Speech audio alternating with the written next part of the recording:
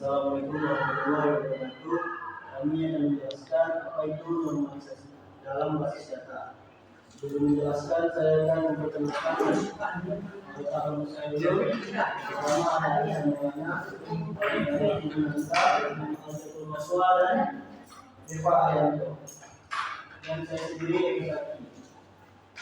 Oke, kita akan masuk ke materinya. Materi 1 dan 2 akan diberikan oleh saya Eva Ayanto. Baiklah teman-teman, di sini saya akan menjelaskan apa itu normalisasi data dalam basis data. Normalisasi data adalah proses perorganisasian data dalam basis data untuk mengurangi redundansi data dan meningkatkan integritas data. Ini melibatkan pembagian tabel besar menjadi tabel yang lebih kecil dan lebih terkelola serta mendefinisikan hubungan di antara tabel-tabel tersebut. Bisa kita lihat dalam tabel pertama yaitu poinnya mengurangi redundansi, yaitu menghilangkan data dan duplikat yang tidak perlu.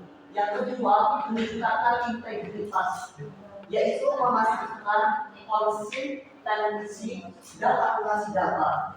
Yang ketiga, optimasi struktur, yaitu membuat basis data lebih efisien dan mudah dikelola serta dimengerti. Yang kedua yaitu kapan normalisasi data dibutuhkan.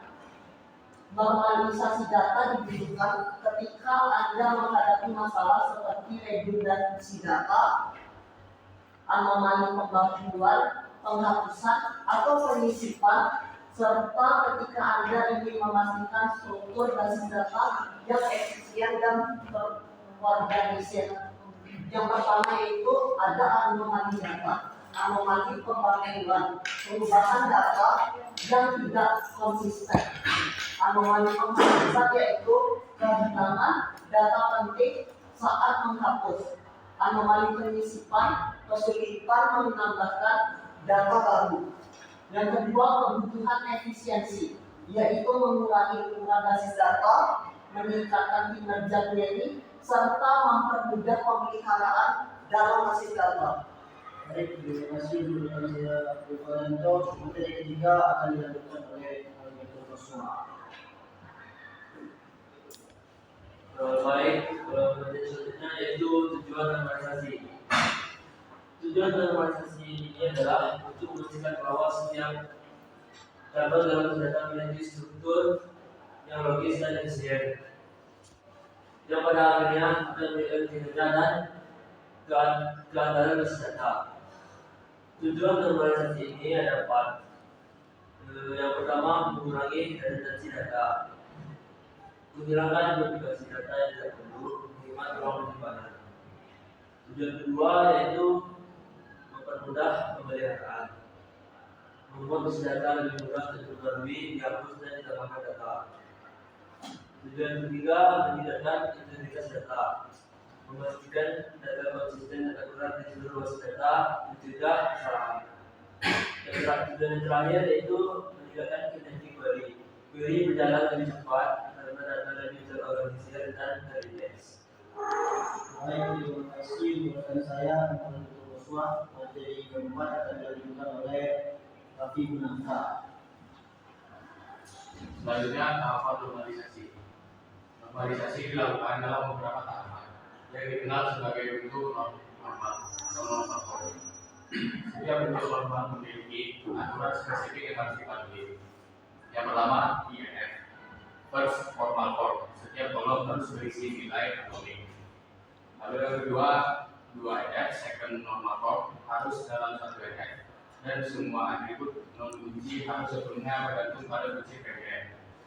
Lalu 3NF atau third form normal form harus dalam 2NF dan tidak ada ketergantungan transitif.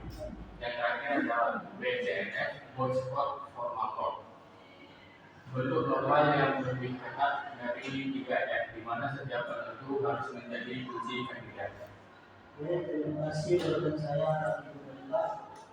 Materi terakhir akan dilanjutkan oleh Emerson.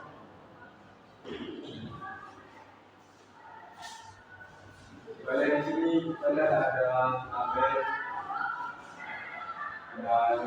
tidak normalisasi, itu tabel yang masih teracak. Yang kedua setelah itu ada tabel sumber F, itu tabel yang sudah tersusun, tapi setelah itu ada tabel UNF, ada tabel yang lebih tersusun rapi lagi, dan yang tabel ketiga ada yang tabel yang lebih lagi.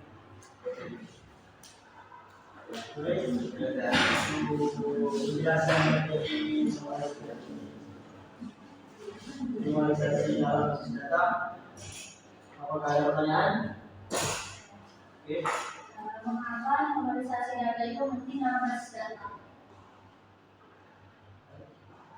Baiklah, saya akan menjawab pertanyaan dari Tasya. Mengapa normalisasi itu penting dalam basis data? Yang pertama, mengurangi duplikasi data. Yang kedua, menjaga konsistensi dan keakuratan data. Yang ketiga, mencegah anomali atau kesalahan saat tambah, ubah, atau hapus data.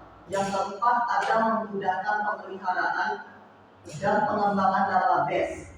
Yang kelima, menghemat uang penyimpanan. Apakah bisa diterima? Masih Apakah ada pertanyaan lainnya? Kalau tidak ada, sekian dari kami. Assalamualaikum warahmatullahi wabarakatuh.